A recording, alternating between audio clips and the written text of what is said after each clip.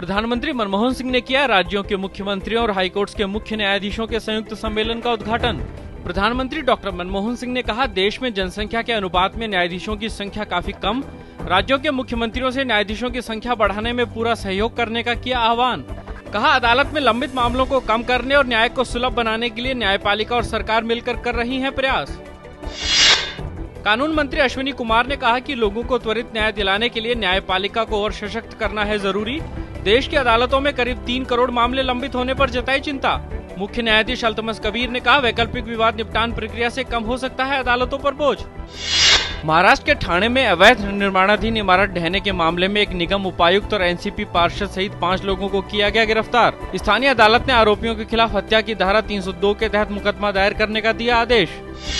श्रीलंका नौसेना ने रामेश्वरम के निकट से 30 और तमिल मछुआरों को उनकी सीमा में अवैध रूप से घुसने के आरोप में किया गिरफ्तार। उनकी नौकाओं को किया जब्त। गिरफ्तार मछुआरों को तलाई मन्नार ले जाया गया।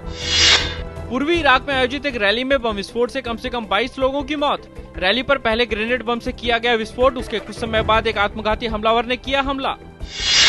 ईरान और विश्व के 6 ताकतवर देश ईरान के परमाणु कार्यक्रम से पैदा गतिरोध पर समझौता कर पाने में रहे नाकाम। यूरोपीय संघ की विदेश नीति की प्रमुख कैथरीन एस्टर ने 2 दिन की बैठक के बाद संवाददाताओं को बताया कि दोनों पक्षों में मूल मुद्दे पर बना हुआ है गतिरोध। अमेरिकी रक्षा विभाग पेंटागन ने अगले सप्ताह किए जाने वाले अंतर महाद्वीपीय बैलिस्टिक मिसाइल के परीक्षण को फिलहाल टाला। पेंटागन ने कहा कि टकराव की आशंकाओं के बीच उत्तर कोरिया इस परीक्षण को गलत रूप में ले सकता है, इसलिए परीक्षण को फिलहाल टाला गया। भारतीय मूल की कमला हैरिस को बेस्ट लुकिंग अटॉर्नी जनरल कहने पर मचे हंगामे के बाद अमेरिकी राष्ट्रपति बराक ओबामा ने अपनी इस टिप्पणी के लिए उनसे माफी मांगी।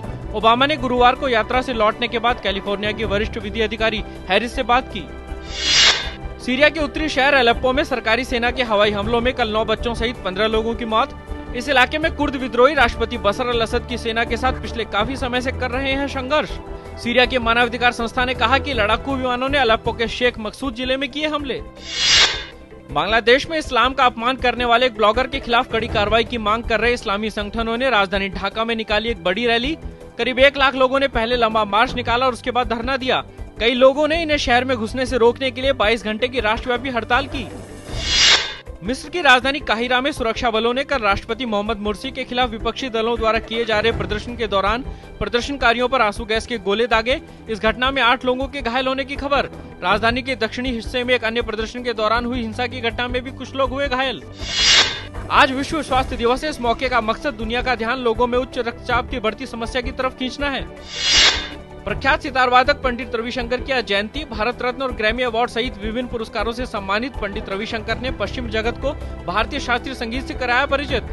92 वर्ष की उम्र में पिछले साल 11 दिसंबर को अमेरिका के सैन डिएगो के एक अस्पताल में हुआ उनका निधन।